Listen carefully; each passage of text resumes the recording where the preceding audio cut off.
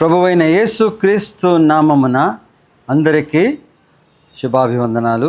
సిలువలో యేసు ప్రభు పలికిన మాటల గురించి ధ్యానించుకుంటున్నాము. 7 మాటలలో ఇప్పటివరకు 4 మాటలు ధ్యానించుకున్నాము.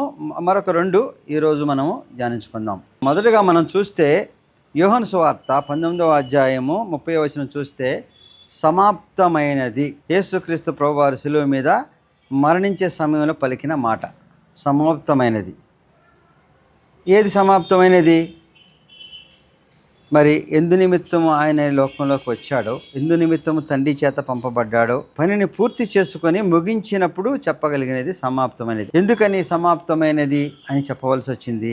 అనేక మంది ఆయన బోధలు అనుసరించసు మరి శాస్త్రులు పరిసయ్యులు కలవరం చెంది ఈ రీతిగా మరి చెప్తే వారు చెప్పిన ధర్మశాస్త్రం ప్రకారం వారు మరి నిలవలేరు. కాబట్టి ఈయన దేవుని కుమారుడని రాజుకు వ్యతిరేకంగా ఆయనే రాజునని ప్రకటిస్తున్నాడనే నేరారోపణ చేస్తూ ఆయన సిలువపైకి తీసుకొచ్చారు. సిలువ మరణం అంటే అపోస్తులుడైన పౌలు గలతీయులకు రాసిన పత్రిక 3వ అధ్యాయము 14వ వచనం మనం చూస్తే, అబ్రహాము పొందిన ఆశీర్వచనము క్రీస్తు యేసు ద్వారా అన్యజనులకు కలుగుటకై క్రీస్తు మనకు గాను శాపగ్రహి అయి మనలను ధర్మశాస్త్రం యొక్క శాపము నుండి విమోచించను. ఇందును గూర్చి మ్రాను మీద వేలాడిన ప్రతి వాడును శాపగ్రస్తుడు అని వ్రాయబడి ఉన్నది. మ్రాను మీద వేలాడబడిన ప్రతి వాడును శాపగ్రస్తుడు. మరి యేసుక్రీస్తు శాపగ్రస్తుడై మానవ మీద వేలాడ తీశారా? ఎందుకంటే అదే సమయంలో ఆయనతో పాటు 2 దొంగలను కూడా అక్కడ మరి సిలువ పైన ఉంచారు. వాళ్ళిద్దరూ భయంకరమైన దొంగలు. క్రూరమైన క్రియలను బట్టి వారికి మానవ మీద వేలాడదీశారు. అంటే ఎంతో దుర్మార్గపు క్రియలు చేసిన వారిని సిలువ వేస్తారు. మరి యేసు ప్రభువుని సిలువ వేయటానికి మరి ఆ సిలువ పైన ఆయన ఆ మరణాన్ని పొందటానికి కానీ మరి ఎందుకు అంగీకరించాడు? అది శాపగ్రస్తులు మాత్రమే మ్రాను పైన వేలాడతారనే వాక్యంలో చెప్పబడింది. అయితే ద్వితీయోపదేశ కాండము 21వ అధ్యాయము 22వ వచనం, మరణశిక్షకు తగిన పాపం ఒకడు చేయగా అతని చంపి మ్రాను మీద వేలాడదీసిన ఎడల అతని శవం రాత్రి వేళ ఆ మ్రాను మీద నిలవకూడదు. మరణశిక్షకు తగిన పాపం చేసిన వాడిని మాత్రమే మ్రాను మీద వేలాడదీస్తారు. యేసుక్రీస్తు మరణశిక్షకు తగిన పాపం చేసిన వాడా? కాదు. అయినా సరే ఆయనని సిలువ మీద వేలాడదీశారు. కాబట్టే ఇప్పుడు మనం అందరం సిలువను ధరించుకుంటున్నాం. అంటే ఇది గొప్ప, సిలువ మీద మరణించడం గొప్ప విషయం అని కాదు. అటువంటి దుర్మార్గపు మనుషుల మధ్యన మరి ఆయన్ని కూడా సిలువ వేస్తున్నా భరించి ఎందుకని ఆయన ఆ సిలువ మీద మరణం చెందాడంటే, ఆదికాండము 3వ అధ్యాయము 15వ వచనం నుంచి మనం చూస్తే, మరియు నీకును స్త్రీకిని నీ సంతానమునకును ఆమె సంతానమునకు వైరము కలగజేసేదను. అది నిన్ను తల మీద కొట్టును, నీవు దాని మడమ మీద కొట్టుదు అని చెప్పాను. ఆదాము చేసిన పాపానికి విముక్తి, లేకపోతే ఆ పాపాన్ని నుంచి ప్రాయశ్చిత్తం చేసుకునే క్రమంలో దేవుడు అక్కడ సర్పాన్ని చెప్తున్నాడు. నీ సంతానానికి, స్త్రీ సంతానానికి వైరం ఉంటుంది. అయితే అతడు నీ తల మీద కొడతాడు, నీవు మడిమ మీద కొడతావు. తల మీద కొడితే ఏమవుతుంది? మరణం తప్పదు. మడిమ మీద కొడితే బ్రతకొచ్చు. అంటే దేవుడు అప్పుడే చెప్పాడు అనమాట సర్పానికి.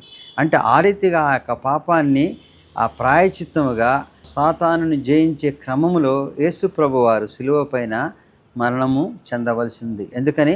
ఒక పరిశుద్ధ రక్తముతో పాప ప్రోక్షణ జరగాలి. కాబట్టి సమాప్తమైనది అని దేవుడు చెప్పాడంటే ఆ యొక్క వాగ్దానం, ఆ యొక్క పాపాన్ని తొలగించే దిశగా దేవుడు చేస్తున్నాడు. కానీ సర్పం ఏ రీతిగా చేస్తుంది? మనిషి మరణం నాశనమే కోరుకుంటుంది. అయితే ఆ మరణము నాశనం నుంచి జయించే గొప్ప క్రమములో ఆ క్రియ అంతా దేవుడు పూర్తి చేశాడు. ఆ దేవుడు చేసిన క్రియ అంతా పూర్తి చేయడానికి మధ్యలో వచ్చే అనేకమైన శోధనల మధ్యన ఎప్పుడూ కూడా దేవుని యొక్క మరి కుమారుడుగా ఏదైతే దేవుని యొక్క నిర్దేశాన్ని పాటిస్తూ వచ్చాడో దాన్ని అనుసరిస్తూ వచ్చి ఆ యొక్క సిలువ మీద బలియాగం చేసి పరిసమాప్తి చేసినప్పుడు పలికిన మాట. ఆదాము అవ్వల చేత మనిషి పాపంలోకి పడిన దాని నుంచి విముక్తి లభించడానికి మరణాన్ని జయించాలి. మరణం ఎందువలన జరిగిందంటే, నిర్గమాకాండము 12వ అధ్యాయం మనం చూస్తే, మోషే ఇశ్రాయేలును ఐగుప్తు దేశం నుంచి కానాను దేశం తీసుకెళ్లాలనుకునే క్రమంలో ఫరోకు ఎన్ని రీతిలుగా చెప్పినా, దేవుని కార్యాలు చూసినా, తెగుళ్ళు ఇచ్చినా వాళ్ళని పంపడానికి నిరాకరించినప్పుడు ఇంకా చివరిగా అంటే అర్ధరాత్రి సమయంలో ఆ పిల్లలందరూ చనిపోతారని చెప్పినప్పుడు మోషే చెప్తాడు అందరికీ, మీ యొక్క ప్రతి గుమ్మానికి కూడా మరి నిష్కళంకమైన గొర్రె రక్తాన్ని ఇస్సోపుతో గుమ్మాల మీద ప్రోక్షణ చేస్తే ఆ గుమ్మాల ప్రోక్షణ చేసిన వాటన్నిటినీ విడుదల కలగ చేస్తానని నిష్కళంకమైన రక్తంతో చేసే క్రమమే ఇప్పుడు ఈ లోకంలో ఉన్న ఈ పాపానికి ప్రాయచిత్తముగా పరిశుద్ధమైన రక్తము చిందించవలసిన క్రమంలో యేసు ప్రభువారు శిలువ మరణాన్ని జయించి పునరుద్ధానం చెంది సాతానుని జయించే క్రమమే దేవుడిని ముందుగానే నిర్దేశించిన క్రమం. హెబ్రీయులకు రాసిన పత్రిక 9వ అధ్యాయము 22 మనం చూస్తే రక్తము చిందింపకుండా పాప క్షమాపణ జరగదు. అప్పటి వరకు ఈ లేవి ఖండంలో నిర్గమకాండంలో నిర్దేశించిన రీతిగా కళంకం లేని గొర్రెపిల్లను లేకపోతే పశువును వధించినప్పుడు మరి దాని ద్వారా రక్త ప్రోక్షణ జరుగుతుంది. కానీ ఈ రీతిగా చేస్తున్న రక్త ప్రోక్షణ ఏటేటా మళ్ళీ వధించవలసిన క్రమం వస్తుంది. కాబట్టి దానివలన మరి పాప క్షమాపణ జరగట్లే. పరిశుద్ధమైన రక్త ప్రోక్షణ జరిగితేనే పాప క్షమాపణ జరుగుతుంది. పాపులకి క్షమాపణ పరిశుద్ధ రక్తం ఎక్కడి నుంచి వస్తుంది? పరిశుద్ధ జలం కావాలంటే మనం కొబ్బరికాయ కొడితే మంచిగా నీళ్లు ఎటువంటి అపరిశుద్ధం లేకొస్తాయి. కానీ పరిశుద్ధ రక్తం వస్తుందా? పరిశుద్ధ రక్తం ఎక్కడ దొరుకుతుంది? పరిశుద్ధ రక్తం కావాలంటే మరి మనిషి యొక్క జన్మమే పాపంతో ఉండిందని, నువ్వు గర్భం ధరించినప్పుడే పాపంతో ఉన్నామని వాక్యం చెప్పబడింది. కాబట్టి పరిశుద్ధ రక్తముతో మరి ప్రోక్షణ జరగాలి. కాబట్టి యేసు ప్రభు కన్య మరియ గర్భంలో జన్మించి లోకంలో మరి ఎటువంటి పాపం ఎరగకుండా జీవించి దేవుని నిబంధనానుసారము ఆ శిలువ యాగం చేస్తూ తన యొక్క పరిశుద్ధ రక్తాన్ని శిలువలో అర్పించాడు. కాబట్టి ఆ యొక్క పరిశుద్ధ రక్తము ద్వారా పాప క్షమాపణ జరిగి మరి పాపులకు విముక్తిని లభించే కార్యము జరిగింది. కాబట్టి అది పూర్తిగా దేవుడు నిర్వర్తించినప్పుడు యేసు ప్రభు సమాప్తమైనది చెప్పాడు. అంటే పరిశుద్ధ రక్తముతో పాప క్షమాపణ చేసిన వాడు యేసుక్రీస్తు. కాబట్టి అది పరిపూర్తి చేసి నేను సమాప్తమైందని చెప్పాడు. మరి ఎవరైనా సమాప్తమైనది చెప్పడానికి మరి ఎన్ని విషయాలు చూడాలి? మనం ఒక ఇల్లు కట్టాలనుకున్నా, ఒక కార్యం చేయాలని అనేక విషయాల్లో మంచి చెడులు చేస్తూ చేస్తూ చేస్తూ అది పూర్తి చేసి చెప్తాం. అయితే ఆ క్రమంలో ఎటువంటి అవినీతి జరగకుండా, ఎటువంటి దేవునికి వ్యతిరేకం జరగకుండా పవిత్రమైన రక్తం, నిష్కళంకమైన గొర్రెపిల్ల రక్తముతో ఏ రీతిగా ప్రోక్షణ జరిగిందో ఆ రీతి యేసు ప్రభు పవిత్రమైన రక్తంతో మరి ప్రోక్షణ చేశాడు. కాబట్టి ఆ శిలువ మీద అన్ని మరణ యాతనలు పడినా, మరి అన్ని రకాలుగా మనుషులు హింసించిన, ద్వేషించిన, దూషించిన, హేళన చేసిన, గేలి చేసిన దేవుని కుమారుడు కాదన్న భరిస్తూ మరి ఆ శిలువ యాగం చేసి సమాప్తం చేయగలిగాడు. ఒక మంచి పని చేయడానికి ఒక మంచి మనిషిని చంపాలంటే ఒక చిన్న కథ చెప్తాను. పురాతన కాలంలో అప్పుడు బానిసలు ఉండేవాళ్ళు. బానిసలుగా కొనుక్కున్న వాళ్ళని ముద్రేసి ఉంచేవాళ్ళు. వాళ్ళు చెప్పిన పనులన్నీ చేస్తుండేవాళ్ళు. యజమానికి ఏదైనా ద్రోహం చేసినా లేకపోతే ఏదైనా వాళ్ళు అతిక్రమించినా వారిని వాళ్ళ యజమాని కొట్టే అన్ని హక్కులు వాళ్ళకు ఉన్నాయి. జంతువులాగానే చూసేవాళ్ళు అనమాట. అన్ని పనులు చేసుకుని ఎదురు తిరిగితే చంపడం కూడా. ఈ క్రమంలో ఒక ఆయన దేవుని యొక్క స్వార్థను ప్రకటిస్తూ అనేక గ్రామాలు తిరుగుతున్నప్పుడు ఒక రోజున ఒక బాలుడిని ఒక చెట్టు కట్టేసి ఒక ఆయన యజమాని మరి బాణాలతో కొట్టే క్రమంలో పిల్లవాడు బాగా అరుస్తున్నాడు, నన్ను రక్షించండి రక్షించండి. ఎందుకని బానిసగా తీసుకున్న పిల్లవాడిని రక్షించడానికి ఎవరు రారు. ఒక బానిస అంటే ఆ యజమాని ఇష్టం. ఆ కొట్టే క్రమం చేస్తున్నప్పుడు ఈయన వచ్చేసి, అరే ఆ పిల్లవాడిని ఎందుకయ్యా చంపుతున్నావు అంటే, వాడు చేసిన దుర్మార్గం నీకు తెలుసా? ఎన్ని రకాలుగా వాడికి అన్ని పెట్టి పోషిస్తున్నా చాలా అతిక్రమించి అనేక మంది పనులు చేస్తున్నాడు. వీడికి మరణమే అంతేగాని నువ్వెందుకు వస్తున్నావు మధ్యలో పొమ్మనంట. అట్లా కాదు, వాడు ఏదో బాలుడు ఇంక ఎదుగుతున్నాడు, వాడి అవసరార్థమో లేకపోతే ఏం తప్పిదాలు చేశాడో అవి క్షమించి సమయం ఇస్తే మార్పు చేసుకుంటాడేమో చేయొచ్చు అన్నప్పుడు, ఎన్ని కాదు, మాకున్న తెలిసింది ఒకటే, మాట వినకపోతే లేకపోతే మాకు ఎదురు తిరిగితే మమ్మల్ని ధిక్కరిస్తే చంపడమే, కాబట్టి నువ్వు ఇక్కడి నుంచి వెళ్ళిపోమన్నంట అని ఆయన బాణం వేయటం ఆపకుండా వేసేసరికి ఈయన గప్పుకొని ఇచ్చి చేయడం పెట్టాడట. ఆ చేయడం పట్టడంలో ఒక పెద్ద బాణం ఆయనకి చేయికి గట్టిగా దిగింది. దిగినప్పుడు మరి ఆ బాణాలకి ఏముండే ఇప్పుడు విషయం కూడా పూసేవాడు అనమాట. చూసి అయ్యో ఏంటయ్యా నీకెందుకు ఇది, నువ్వేదో మంచివాళ్ళలాగా చూస్తున్నావు, వాడి గురించి నువ్వేం చేస్తున్నావు అంటే, లేదు వాడిని విడిపించేసేయండి, వాడిని వదిలేసేయండి, వాడిని క్షమించండి, నా మీద మీరు ఏమన్నా దయ ఉంటే బాలిని వదిలేయమన్నప్పుడు వీడెవరికి సంబంధం లేని వాడి గురించి మరి అడ్డుపడి తన యొక్క ప్రాణాన్ని కూడా బలిపెడుతూ వదిలేయమన్నప్పుడు ఆయన ఎంతో కరిగి ఆ పిల్లవాడిని విడుదల చేశాడట. సరే ఆ పిల్లవాడు విడిపించగానే గబగబా అడవిలో పరిగెత్తుకెళ్ళిపోయాడు. అప్పుడు ఈయన అన్నట, చూసావా నువ్వు ఎంతగా వచ్చావు, వాడు ఎంతో దుర్మార్గుడు అంటే వినలే, వాడు ఎన్నో చేసిన అతిక్రమాలను బట్టి వాడిని చంపితే అక్కడి నుంచి పోతుంది అనుకున్నా, కానీ వాడు ఇంతగా నువ్వు కాపాడినా సరే కనీసం నువ్వు ఎవరో చూడకుండా పరిగెత్తుకుని వెళ్ళిపోయాడు. కాబట్టి వీళ్ళని క్షమించడం, ఇటువంటి మాటలు నువ్వు చెప్పేవి ఎన్ని పనికిరావయ్యా, ఇది మనుషులకు సంబంధించి కాదు.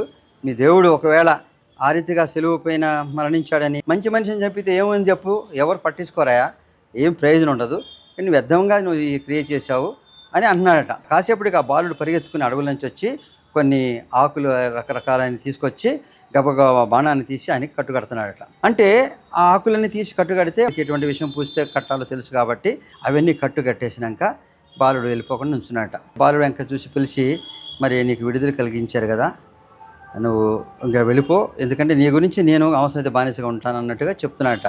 యజమాని చూస్తున్నాడు. బాలుడన్నా, లేదయ్యా, నువ్వు నా ప్రాణానికి రక్షించడానికి ప్రాణం అడ్డం వేసావు కదా, నా చేత నేను సాయం చేస్తాను, నీతో ఉంటానన్నట్లుగా బాలుడు చెప్తుంటే అప్పుడు యజమాని కళ్ళల్లో నీళ్ళు వచ్చినాయట. ఏంటి, ఈ మంచి మనిషి వచ్చి ఒకడిని ఎవరినో దుర్మార్గుని చంపుతానంటే ఆయన అడ్డం పట్టడం ఏంటి?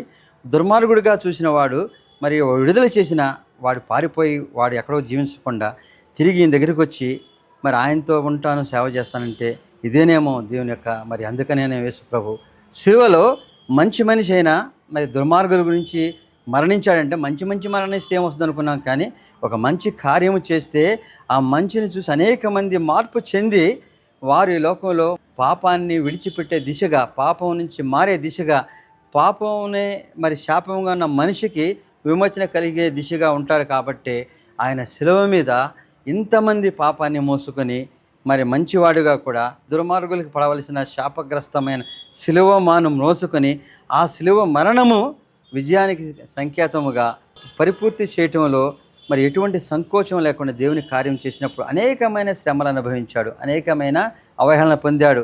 దేవుని కుమారుడై మానవుల చేత హింసింపబడి, మానుషులు దోషింపబడి, మానవుల చేత చితకగొట్టబడి, వేలాడదీయబడి, అవహేళన చేయబడిన ఇవన్నీ కూడా వీరిలో మార్పు కలుగుతుందని, మార్పు చెంది మరి తన సన్నిధికి వస్తారని ఆ కార్యము పూర్తి చేసి తండ్రికి చెప్తున్నాడు. నీ చిత్తమైతే గిన్నెను తొలగించమని అడిగిన తండ్రి దగ్గరికి, నువ్వు తొలగించకపోయినా నీ చిత్తం చొప్పున చేస్తానని చేసి తండ్రి దగ్గరికి వచ్చి నీ కార్యం పూర్తి చేశానని చెప్తున్నాడు. కాబట్టి ఇక్కడ మనం బాలుని చూసాం కదా, ఒక మంచి మనిషి మరణము అనేక మందికి శాపాల నుంచి విడుదల చేసేదిగా, ఒక మంచి కార్యము అనేక మంది మార్పు చెందేదిగా ఉన్నప్పుడు మరి నిష్కలంకమైన పరిశుద్ధ రక్తాన్ని ప్రోక్షణ చేసి మన యొక్క పాపాల నిమిత్తం ఆయన శిలువలో సమాప్తి చేసినప్పుడు ఆ యొక్క శిలువ త్యాగము, ఆ పాప విమోచన మనకి దక్కాలంటే మనం ఏం చేయాలి?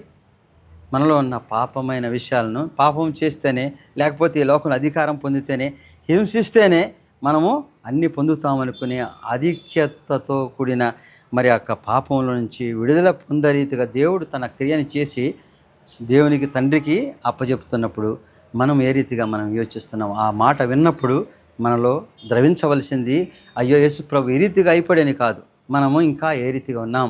మరి నిష్కలంకమైన పరిశుద్ధ రక్తాన్ని ప్రోక్షించడానికి దేవుడు ఈ లోకంలోకి వచ్చి అన్ని శ్రమలు అనుభవించి చేసిన త్యాగము మరి మన పాపాల నిమిత్తమే. ఆ పాపాలను క్షమించేబడి మనము మారు మనసు పొందితే దేవుని రాజ్యానికి వారసులు అవుతాం. కాబట్టి ఆయన ఏ రీతిగా మరి సమాప్తమైనది అన్నాడో దేవుని వాక్యం విని మన విషయాలన్నీ కూడా పూర్తి చేసుకుని సమాప్తమైనది నీ సన్నిధికి వస్తామనే దిశగా మనం ఉండాలి. లూకా సువార్త 23వ అధ్యాయము 46వ వచనం చూస్తే, తండ్రి నీ చేతికి నా ఆత్మను అప్పగించుకొనుచున్నాను. నేను సమాప్తమైనదని దేవుడు చెప్పాడు. తర్వాత మళ్ళీ ఇంకొక మాట వచ్చింది. ఏంటి సమాప్తమైందంటే? ఎండ్ అయిపోయింది. ఏంటి ఎండ్ అయిపోయింది? ఈ లోకంలో దేవుడు చేయవలసిన కార్యము పరిపూర్తి చేశాడు. పరిపూర్తి ఈ లోకంలో మనము చేయవలసిన రీతిగా జీవించి పరిపూర్తి చేస్తే మిగిలేదేంటి? వచ్చేదేంటి? తండ్రి నీ చేతికి నా ఆత్మను అప్పగించుచున్నాను అంటే ఎవరైతే మరణం పొందుతున్నారో, మరణం పొందే సమయంలో మరి చివరి దశలో ఎవరైనా ఈ మాట చెప్పగలిగితే వారు నిజంగా దేవుని నిలిచిన వాళ్ళుగా ఉంటారు. అంటే నేను చనిపోయి నీ చేతికి నా ఆత్మను అప్పగిస్తున్నా, అంటే నీ సన్నిధికి వస్తున్నా అని ధైర్యముగా, విశ్వాసంగా చెప్పగలిగిన వాళ్ళు పలికే మాట ఇది. అంటే దేవుడు ఇచ్చిన ఆత్మ నేలమంటి చేత నరుని నిర్మించి వాని నాసికారంధ్రములో జీవాత్మనదుగా మరి నరుడు జీవించాడని, అంటే జీవము ఆత్మ మనిషికి దేవుడు ఇచ్చాడు. అయితే ఈ మంటితో చేసింది మంటి వెళ్ళిపోతుంది. ఆత్మ దేవుని సన్నిధికి చేరాలి. ఆత్మ దేవుని సన్నిధికి చేరగలిగిన ఆధిక్యత చేసే గొప్ప కార్యము పరిశుద్ధుడు, నిష్కలంకుడు, మరి ఎటువంటి పాపరహితుడైన దేవుడు మాత్రమే. నేను ఈ లోకంలో పాపం లేకుండా జీవించాను కాబట్టి నా ఆత్మను అప్పగిస్తున్నానే కేక వేసినప్పుడు దేవాలయంలో గర్భగుడిలో మరి ఒక మధ్య తెర ఉండేది. ఆ తెర ఎవరు వెళ్తారో దాన్ని తీసుకుని మా అతి పరిశుద్ధులైన యాజకులు వెళ్ళి దేవునికి సంవత్సరం తర్వాత ఈ బలి చేసిన రక్త ప్రోక్షణ చేసినప్పుడు కానీ, మరి పాప పరిహారార్థ బలులు జరిగినప్పుడు కానీ, మరి అక్కడ దేవుని సన్నిధికి వెళ్ళగలిగిన వారు మాత్రమే ప్రవేశం, ఎవరికీ లేదు. మరి అది ధర్మశాస్త్రం. అయితే యేసు ప్రభువు అది కొంతమందికే పరిమితము కాదు, లేకపోతే యూదులకే పరిమితము కాదు, అందరికీ కూడా దేవుని సన్నిధికి వెళ్ళటానికి అర్హత ఉంది. అయితే పరిశుద్ధమైన ఆ స్థలములకు వెళ్ళాలంటే పరిశుద్ధముగా జీవించి వెళ్ళాలి. కాబట్టి ఆ పరిశుద్ధముగా జీవించి వెళ్ళటానికి పాపాలు కారణమైనవి. కాబట్టి ఈ పాపాలన్నిటి నిమిత్తము ఆయన మరి శిలువ మీద మరణించి పాపాల నుంచి మనకి విమోచన కలగచేసినాక మనము మారు మనసు చెందితే పరిశుద్ధులముగా మరి గర్భగుడిలోకి వెళ్ళిన అర్హులం అవుతాం. కాబట్టి ఈయన ఎప్పుడైతే కేక వేశాడో గర్భాలయపు తెర చినిగిపోయింది. అంటే అక్కడ నుంచి అందరికీ ప్రవేశాన్ని దేవుడిచ్చాడు. కాబట్టి ఇప్పుడు గర్భాలయపు తెర చిరిగిపోయింది. కాబట్టి ఆ యొక్క పరిశుద్ధ స్థలంలోకి వెళ్ళి మనం యొక్క రక్త ప్రోక్షణ ఏదైనా సరే దేవునికి అర్పించుకునే అవకాశం దేవుడిస్తున్నాడు. అయితే అప్పటి వరకు మనకున్న పాపాలు అడ్డుగా ఉండి మనము ఆ గర్భాలయ తెరలాగా మనం వెళ్ళలేని క్రమంలో ఇప్పుడు ఆయన ఒక కేక వేస్తున్నాడు, మీరెవరైనా సరే పరిశుద్ధతలో ప్రవేశించవచ్చు. అయితే మీ ఆత్మను దేవునికి అప్పగించి నేను ఏ రీతిగా నా తండ్రి కార్యము చేసి నా ఆత్మను అప్పగిస్తున్నాను, మీరు కూడా ఆ రీతిగా ఆత్మను అప్పగించే మరి గొప్ప స్థితి కలిగిన వాళ్ళకి మరి ప్రవేశమే. దీనికి ఎవరి ఆటంకము ఏ తరాలతో మరి ఆటంకాలు లేవని వాక్యంలో చెప్పబడింది. మరి ఆ రీతిగా దేవుడు మరి తన ఆత్మను అప్పగించే క్రమం మనం చూస్తే శిలువ యాగం అంతా పరిపూర్తి చేయకముందు దేవుడు మాటలో ఒక మాట ఏమన్నాడు, దేవా దేవా నన్ను ఎందుకు విడిచివని మనం విన్నాం. అంటే దేవుడు ఎప్పుడు విడిచిపెట్టాడు? శిలువ వేసినప్పుడు పలికిన మాట. అంటే దేవుడు నన్ను విడిచిపెట్టేశాడంటే ఈ లోకంలో నరావతారిగా వచ్చాడు, దేవుని కుమారుడే, కానీ శిలువ మీద అందరూ కొట్టి చంపే క్రమంలో దేవుడు వదిలేశాడా? నన్ను ఎందుకు విడిచిపెట్టేశావంటే దేవుడు అది కాదు. ఇక్కడ మరులు ఏ రీతిగా మరి ఈ లోకంలో జీవించి మరణించవలసి ఉందో దావీదు కూడా చెప్తాడు. అందరూ ఏ రీతిగా మరణిస్తున్నారో, మరి మనిషి మానవ రూపం దాల్చి శరీరం రక్త మాంసాలు కలిగిన శరీరము ప్రతి వాళ్ళు మరణించక తప్పదు. ఆ రీతిగా మరణించటకు నేను కూడా వెళ్ళిపోతున్నాను అనేక మంది భక్తులు చెప్తారు. ఆ రీతిగానే మరి సృష్టి క్రమం చొప్పున మరణము చెందాలి. ఈ మరణము చెందినప్పుడు దేవుని ఆత్మ దేవుని సన్నిధికి చేరాలి. మరి ఆ రీతిగా మరణాన్ని పొందేటప్పుడు మన ఆత్మ దేవుని సన్నిధికి వెళ్ళే క్రమం ఉందా లేదని చెప్పడానికి ఒక దావీదు విషయంలో 2 సంఘటనలు మనం చూస్తే మనము ఆ సమయంలో మరి దేవుని సన్నిధికి వెళ్ళగలిగిన వారముగా చెప్పే ధైర్యం ఉండదో చూద్దాం. దావీదు మహారాజుగా ఉన్నప్పుడు ఒక సైనికుని భార్యను ఆయన వ్యామోహం చెంది ఆ క్రమంలో గర్భవతి అయినప్పుడు అతన్ని చంపి తర్వాత ఆమె వివాహం చేసుకుని ఇంటికి తీసుకొస్తాడు. మరి ఈ యొక్క ఘోరమైన పాపం గురించి ఆయన నాతాను చేత దేవుని గద్దింపు కూడా వస్తుంది. మరి వచ్చినప్పుడు ఆ బిడ్డకి అనారోగ్యం వస్తుంది. ఆ బిడ్డ ఏ రీతిగా మరి వారి గర్భాన్ని ధరించింది? అక్రమంగా ఉన్న క్రమంలో, అంటే పాపం చేత ఉంది. మరి అక్రమంగా ఉన్న బిడ్డ విషయంలో, కానీ అప్పటికే భార్య అయిపోయింది కాబట్టి, బిడ్డ పుట్టింది కాబట్టి, ఇప్పుడు నా కూతురే కాబట్టి దేవుడు రక్షిస్తాడు. ఇది సామాన్యంగా మనుషులందరూ తలంచే క్రమం. అదేదో పాపం జరిగిపోయింది, ఇవాళ నేనేం చేయట్లేదు కాబట్టి ఆ పాపం తాలూకా ఏదున్నా దేవుడు నన్ను క్షమించి ఈ రీతిగా మంచిగా ఉన్నాను కాబట్టి, దేవా ఇప్పుడు నేను నీతి కార్యాలు చేస్తున్నాను, నీ సన్నిధికి వస్తున్నాను కాబట్టి నన్ను ఆ పాపాల నుంచి అని చెప్పకు. కానీ అది నువ్వు ఆ క్రమంలో ఉన్నవన్నీ నీ దగ్గర ఉంచుకుంటావు, అవన్నీ కూడా నీతో పాటు ఉంటే అవేం వదిలిపెట్టవు. ఇప్పుడు నీతిగా జీవిస్తున్నాను, ఏది అబద్ధం చేయట్లేదు, ఏ యొక్క అనీతి కార్యం పెట్టలేదు కాబట్టి ఇప్పుడు నేను చేసే ప్రార్థన ఆలకించి నువ్వు దీవించవలసిందే. బెత్షెబ గర్భంలో వచ్చిన అమ్మాయినైనా సరే నా కూతురు కాబట్టి నువ్వు దీవించాల్సిందే. దేవుడు అంతేనా? మనం చేసిన అన్ని క్రియలకి ఎసగొట్టేస్తాడు అనుకుంటాం, అన్ని క్రియలకి వింటాడు అనుకుంటాం. మనం నీతిమత్తులుగా ఉన్నాం కదా ఇవాళ. అంటే పాత క్రియలన్నీ కూడా పోయినాయి. అంటే శిలువ మీద ఆయన మరణించాడు, పాపక్షమాపణ జరిగిందని చెప్పుకున్నాం కదా. ఇప్పుడు ఇవన్నీ కూడా సరి చేసుకునే క్రమంలో దావీదు చేస్తున్నాడు, చాలా విలపించి ప్రార్థన చేస్తున్నాడు. మరి ఆ చూసిన వాళ్ళందరూ కూడా అనుకున్నారు, అయ్యో ఈయన ఇంతగా ప్రార్థన చేస్తున్నాడు ఏంటి, ఆయన ఇంతగా బాధపడుతున్నాడని.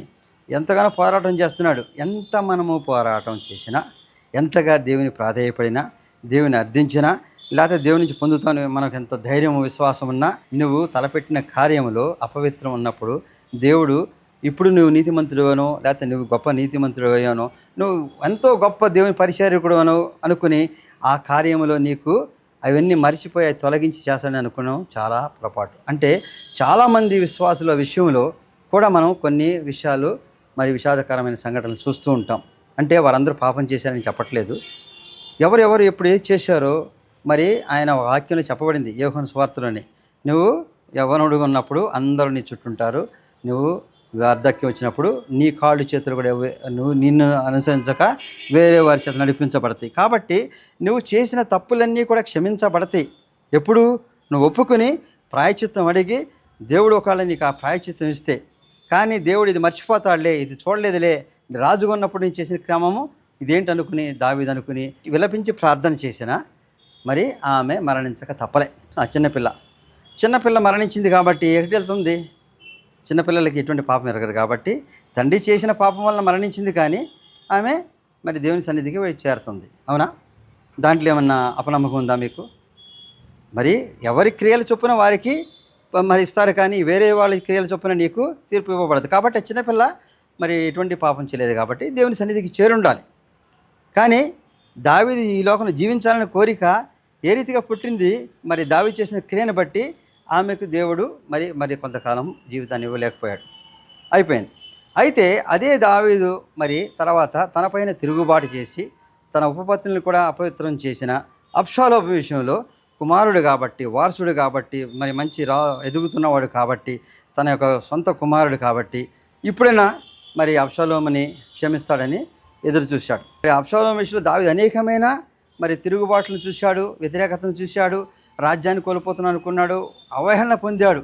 ఇన్ని పొందినాను కుమారుడు కాబట్టి మరి రక్షింపబడతాడనుకుని అనేక రీతులుగా ప్రయత్నం చేసి మరి ఆ యొక్క అబ్షాలోము విషయంలో మరి ఎంతగానో దేవుని ప్రాధేయపడతాడు. కానీ అబ్షాలోము విషయంలో మరి అబ్షాలోము మరణించినప్పుడు ఏమంటాడు? నా కుమారుడా, నువ్వు మరణించావేంటి? నీ గురించి నేను మరణించినా మంచిదని చెప్తాడు. ఎందుకని? మరి అబ్షాలోము చాలా పాపంలో ఉన్నాడు, దావీదు వ్యతిరేకం చేశాడు, తిరుగుబాటు చేశాడు, ఉపపత్తులు అసలు అపవిత్రం.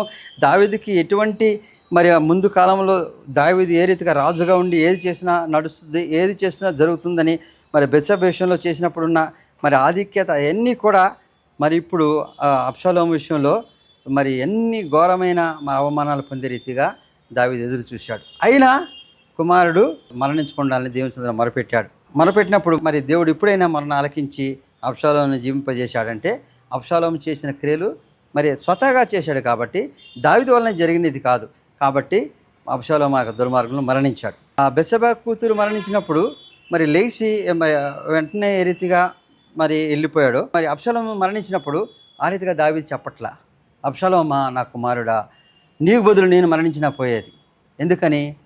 అబ్షాలోము దుర్మార్గుడు కాబట్టి ఆ రీతిగా మరణిస్తే దేవుని సన్నిధికి చేరడు కాబట్టి మరి అన్నిటికీ చూడని స్థలంలోకి వెళ్ళిపోతున్నాడు కాబట్టి ఎంతగానో క్షోభించి అడుగుతున్నాడు. కాబట్టి మరణం అనేది తర్వాత మన ఆత్మను దేవుని సన్నిధికి అప్పగించేదిగా లేకపోతే దావీదు లాంటి వాడు ప్రార్థన చేసినా మరి ఇంకోడు ఎవరు చేసినా దేవుని సన్నిధికి వెళ్ళలేని, పాప క్షమాపణ పొందలేని దిశగా అబ్షాలోము పాపం ఉన్నప్పుడు దావీదు వంటి మహారాజు దేవునికి ఇష్టడైన వాడు కూడా ఎంతగా ప్రాధేయపడినా లోకంలో జీవించలేకపోయాడు, దేవుని సన్నిధికి వెళ్ళలేడు. దావీదు చేసిన మరి అంగలార్పు దేని గురించి? మరి అన్నిటికీ చూడని స్థలంలోకి వెళ్ళిపోతున్నావు. మరి దావీదుకున్న విశ్వాసం ఏంటి? దేవుని సన్నిధికి వెళతాను. ఎందుకని? తన చేసిన పాపానికి ప్రాయశ్చిత్తం అడిగి చేసుకున్నాడు, మరి అన్నిటికీ మరి ఇంకో పాపం చేయకుండా ఉన్నాడు. అయితే అబ్షాలోము కొడుకు కాబట్టి కాపాడమని అడిగాడు. ఎందుకని? అబ్షాలోము తర్వాత ఆయన మార్చుకుని దేవుని సన్నిధికి వెళ్ళాలని వస్తాడని. కాబట్టి అబ్షాలోము మరణము మరి అన్నటికి రాని దిశగా వెళ్ళిపోతుందని ఎంతో అంగలారుస్తూ దేవుని సన్నిధిలో ఇంకా నా కుమారుడు ఎప్పటికీ నేను చూడలేని దావీదు ఎంతగానో క్షోభపడ్డాడు. కాబట్టి మన ఆత్మను దేవుని సన్నిధికి అప్పగించే రీతిగా మనం ఉండాలి. కానీ మరి దేవుడు ఇక్కడ ఏం చెప్తున్నాడు? తండ్రి, నీ చేతికి నా ఆత్మను అప్పగిస్తున్నాను.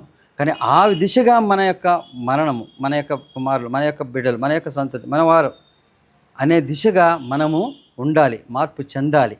ఆ మార్పు దేవుని సన్నిధికి వెళ్ళే ధైర్యముగా మనం చెప్పగలిగేది ఉండాలి. కాబట్టి తండ్రి, నీ చేతికి నా ఆత్మను అప్పగిస్తున్నాను. కాబట్టి మనము ఎవరైనా సరే మన యొక్క మరణ దశలో, చివరి దశలో వచ్చిన వారికి లేకపోతే వచ్చే పరిస్థితుల్లో మనము మన ఆత్మను అప్పగించే రీతిగా ఉండాలి. దేవుడు ఎంతగా ఈ లోకంలోకి వచ్చి ఇన్ని శ్రమలు అనుభవించి దేవుని కుమారుడైన అన్నిటికీ భరించి ఆ పాప క్షమాపణ విషయమై ఆయన ప్రాయశ్చిత్తం అందరి బదులు చేసి మరణించి మరి ఆ పరిపూర్తి చేసిన తర్వాత మరి ఎంతో సంతోషంగా, అంతకుముందు నన్ను విడిచివేలా దేవా అన్నాడు. ఎందుకని? ఈ లోకంలో మనిషిగా మరణించాలి కాబట్టి దేవుడు విడిచిపెట్టాడు. మరి ఆ యొక్క క్రమాన్ని పూర్తి చేశాడు కాబట్టి ఇప్పుడు దేవుని సన్నిధికి ఎంత సంతోషంగా అడుగుతున్నాడు, దేవా నీ సన్నిధికి నేను వస్తున్నాను. కాబట్టి ఎంతమంది మనము మరి ఆ యొక్క మాటను పలికే దిశగా ఉంటాం, ఉండాలి. దేవుడు తన యొక్క కార్యాన్ని పూర్తి చేసి తండ్రి దగ్గరికి తన ఆత్మనిచ్చే రీతిగా మనం ఈ లోకంలో జీవించినంత కాలము అన్ని విషయాలు పరిపూర్తి చేసుకుని మన ఆత్మను దేవుని సన్నిధికి అప్పగించేవాళ్ళగా, మన చుట్టూ మన బంధువులను, మన పిల్లలు ఆత్మను అప్పగించే రీతిగా మన యొక్క మార్పును చెందితే దేవుడు పలికిన 7వ మాట మన పట్ల నెరవేర్చే దిశగా ఉండాలని కోరుతూ దేవుడి వాక్యాన్ని దీవించిన గాక. సర్వశక్తి మిక్కిలి కనికరముల తండ్రి, మహోన్నతుడైన యేసయ్య రక్షక వందనాలు తండ్రి. నీ సన్నిధిలో వాక్యం ధ్యానించినప్పుడు తండ్రి అనేక విషయాలు మేము తలంచినాను. నువ్వు ఏదైతే వాక్యం ద్వారా సెలవిచ్చావు తండ్రి, ఆ విషయాలను బట్టి మేము మా యొక్క జీవితంలో మరి మా పనులు మేము పూర్తి చేసేటప్పుడు ఏదైతే నువ్వు నియమించావో అవి పూర్తి చేసే క్రమంలో మరి ఎటువంటి విరుద్ధ కార్యములు జరగకుండా మరి ఆ నీతిమంతులుగా మేము జీవిస్తూ పరిపూర్తి చేసి నీ సన్నిధిలో చెప్పగలిగిన వారముగా మరి లోకం నుంచి మేము విడిచే సమయంలో ఆ కాలం వచ్చినప్పుడు నీ సన్నిధికి వచ్చే క్రమంలో మా ఆత్మను అప్పగించే వారిగా మమ్మల్ని నడిపించి ఆ రీతిగా బలపరిచి మా ఈ లోకంలో జీవితాన్ని నీతిమత్వంతో జీవిస్తూ నీ సన్నిధికి వచ్చే వారుగా నడిపించమని క్రీస్తు వారి పెట్టుబడుకుంటున్నాం తండ్రి. ఆమెన్.